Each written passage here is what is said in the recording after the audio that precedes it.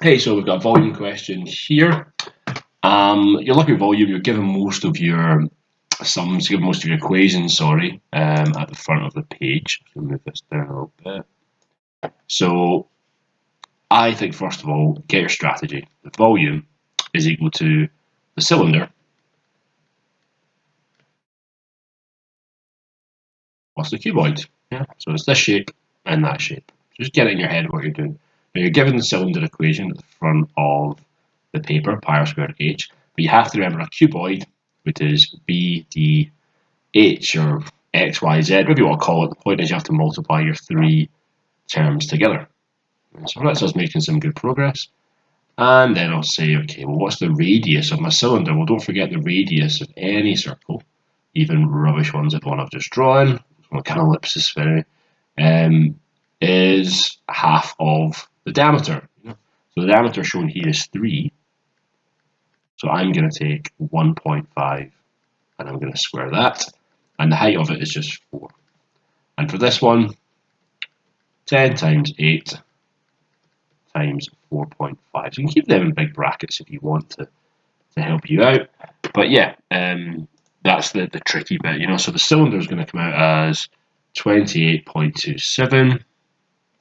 This is going to come out as 360. We're going to add them together for 388.27. And then your units of centimeters cubed. Cube area, square area, cubes for 3 dimensions. Like a cube is 3-dimensional. So look, you're getting your mark for the cylinder. So a mark for this, and actually a mark for this, and then you're getting your mark for your 3 for kind of this section here, and then your final answer. Okay, so just take your time with it. It's a great question because you're given the formulae, you just have to substitute in. So I think it's a really, really good one to take your time with and get. Okay, right, let's try question 3. So I'm going to have to drop this in. For some reason, my screen's been all funny. So I'm having to just copy and paste in. I have no idea why it's doing that, but anyway. So question 3, we've got a graph question.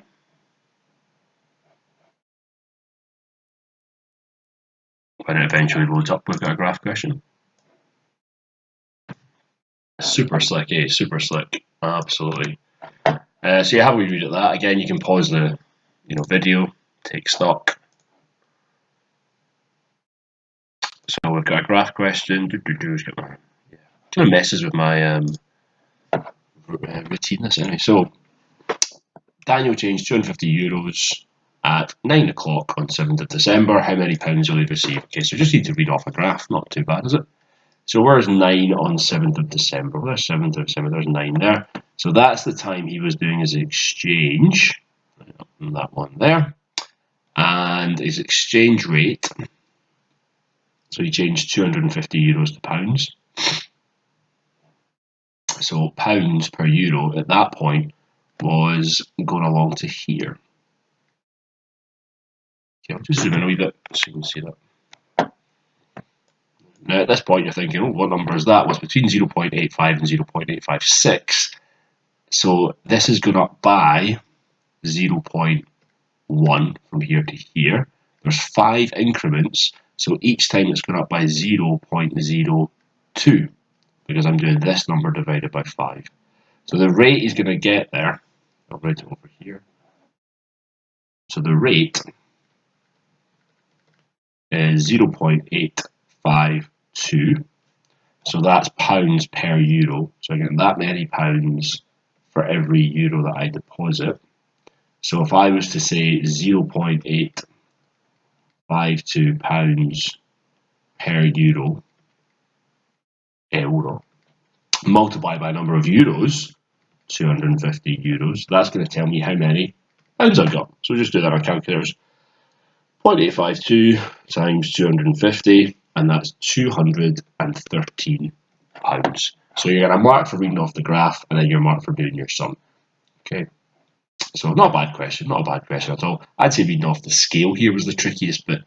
Okay, so just taking your time, thinking what's going up? It's going up by 0.1, 0.1 divided by 5. You can do a wee chimney sum for that. You could have said, 0.100 divided it by 5.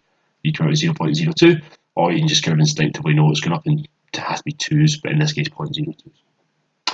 Okay, Daniel's working in France and he bought a laptop costing that much. He calculated that was how many pounds.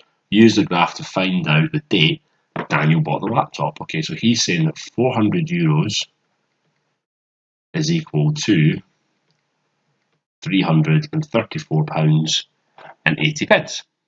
Well, if I want to work out €1, I'll do 334.80 divided by my 400 euros. Yeah. So I'm just dividing both sides here by 400. So let's try that. So 334.8. I'm really bad at typing my calculator. 334.8 divided by 400.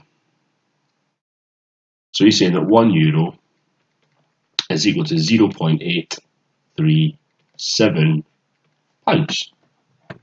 And that's what this is, isn't it? Pounds per €1. So I'm looking for where is 0.837 on this graph. Well, that's 0.83. And we said that we're going up in 2s. So there's 0.83246. We'll be in the middle bit here. There we go. So it's that one. So it's the 9th of December at 9 o'clock.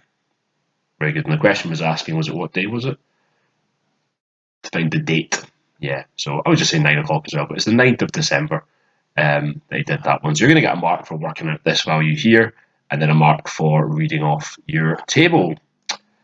So yeah, not too bad. Not too bad for the marks. I'll stop here and go on to the next bit in the next video.